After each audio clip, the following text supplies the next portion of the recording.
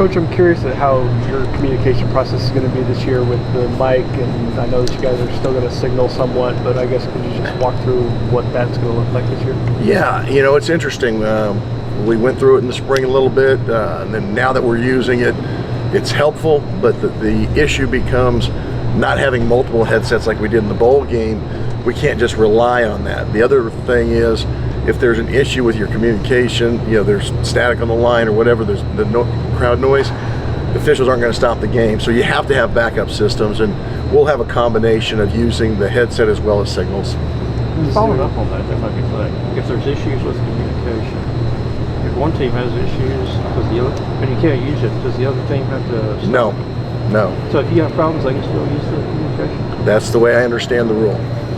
So and I think that's the same way in the National Football League. I don't think they've had major issues, but if there are, you better have a contingency plan, which is what we're going through. Coach, has there been any advantage, I guess, that you could say, or difference that you've noticed having the communication with your linebackers pre-snap or anything like that? Getting them to call quickly against tempo teams, being able to get it to them where they're not looking to the guys on the sideline, and they can get it immediately to the front. If it's more than 15 seconds left on the clock, we still have communication, and so if you're getting an unusual formation that we want to go to a check, we can get that to them quicker. But I think offenses are starting to get smart about how they're going to use it, and if they hold their huddle until 15 seconds, then come out, the players on the field are going to have to make the adjustments on their own. It's your expectation for points he will be able to shoot? He's really had a great off season. Really worked hard, get in good shape. I expect him to come in and really be an impactful player for us. He played for us last year. He understands how we do things. He's looking great. He's 325 pounds. He's playing great technique, and I think the thing that's going to help him is our depth at the defensive tackle position.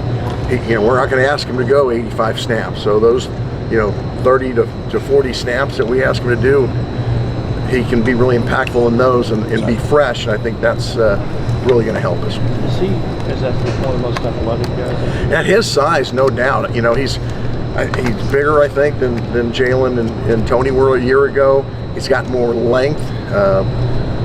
He's got really good short area quickness and can strike and get blockers off him. So it all translates into the ability to make plays, and we just want it to all come together. After 12 practices, is there a guy that maybe kind of changed your mind on the perception, I guess, you had going into camp?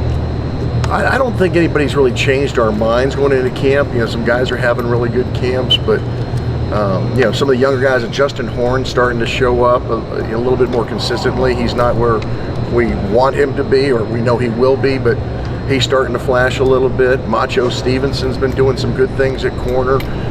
That a year ago, he was just trying to figure it out and he had some injuries. We knew coming out of spring we should be a defense that has some depth at a lot of positions, and we're going to roll guys because as we all know in this game, and we saw it last year, injuries going to be part of it, and so you better have backups that can step in and they're not have much of a drop off at all. And I think we're at that point with a lot of our positions. Coach, I asked Coach McGuire about your star position the other day, and he said that both guys do some things really well, and you can use them a little bit differently. But I guess, what did Brendan and AJ kind of bring differently to the table in your opinion? Brendan obviously has got a little bit more experience in our defense, having played there last year, even though he's just going to be a sophomore this year. A little bit more physical. He's about 212 pounds, where AJ's more in that 190-ish range. AJ's got a little bit quicker burst. He's really a twitchy player. Both of them blitz really well. Both can cover. So, in fact, when we get into our dime packages, both of them are on the field. And so I think both of them can really be dynamic football players. Something that we maybe didn't have as much of last year as we did the first year with Mudd, where you have a veteran cagey player there. Now we've got a chance to have two guys that have game day experience, that understand what they're doing, and can really be impactful. How do you feel that CJ is cemented himself at boundary? I feel like he was better there last year that he wasn't star? Yeah, it wasn't real fair to him last year, moving him from star there in the middle of the season, but we had to have that, and he stepped up and did it. I think he's much more comfortable communicating. He's much more comfortable adjusting, understanding, the coverages and how teams are going to attack different coverages, and so he can play faster. I think all those are really translating to him having a really good year for us. What are some things that first scrimmage really showed you so far? I was impressed with how physical our defensive front in particular played. I thought we did a good job of stopping the run. For the most part, we let a couple runs get out, but consistency-wise, we were able to contain the rush game, particularly in our light fronts, and then not having the ball thrown over our head. Our secondary's done a really good job of being where they're supposed to be, competitive on most throws. We had a bust at the end of the game with bad eyes, but we haven't had too many of those this spring. So the fact that our guys are getting it and we're getting multiple groups on the field and with not a huge dropout has been pleasant to me.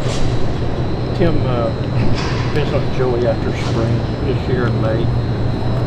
Talking about what y'all looked at in February, one of the things he said he felt like y'all need to do better was push in the middle, penetrate the pocket, affecting the pocket. How do you got his at y'all? How do you plan to go about it? Well, there was a few things.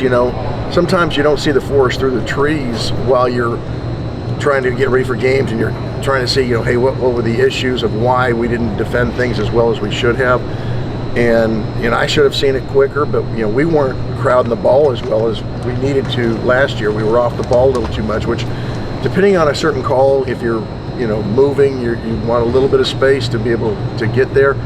But too many times when we're trying to go, get off on the ball and get forward, we're still off the ball too much. So that's one thing. We've got guys that have a little bit more twitch than what we've had in the past, and we're getting them to crowd the ball and get that push in the middle and not fly by on the edges with the quarterback. And so putting that all together and putting a quarterback in a situation where he's got to feel the squeeze of the pocket and make a throw is something we've been coaching up, and I think we're getting better at.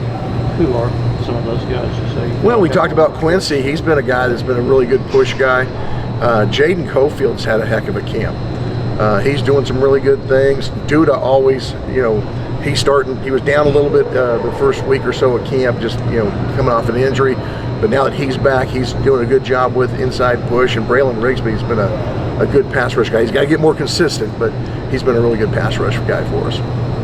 We've heard a lot about depth at a lot of these positions. Where are you guys at in the process of kind of trimming down that depth to kind of figure out who the guys you're going to lean on are? Well, we've got a big scrimmage on Saturday, and that's probably our last opportunity. We're going to remind our players that this is your chance to put on tape to, really solidify your role.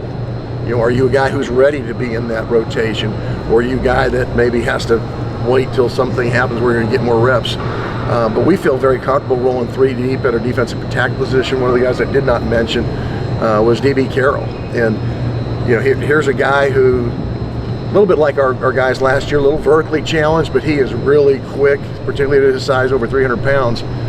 That's done some nice things in pass rush just because of his quickness. Can you touch on your defensive end room a little bit? I know that obviously losing Dylan Spencer for the year, but I guess how do you feel about the depth overall and anybody standing out there? Well, I think CJ Ayu's done a great job of developing young players so that you lose a Dylan Spencer, we've got other guys to step up. Amir Washington, I think, has got a chance to have a really special season. Having Isaac Smith back has really been a plus to that room. His maturity, his leadership, his work ethic, all those things. He's a little bit rusty still, not having played in the year, but he's getting better every single day. Harvey has done a really nice job of, we challenged him. Coach McGuire challenged him that, we got to see some things out of you, and he's become one of our best edge rushers. Charles Ester's a guy who's, really done good things. So we feel good about, our depth there. Joe Dateray's been nicked up, but he's been solid for us.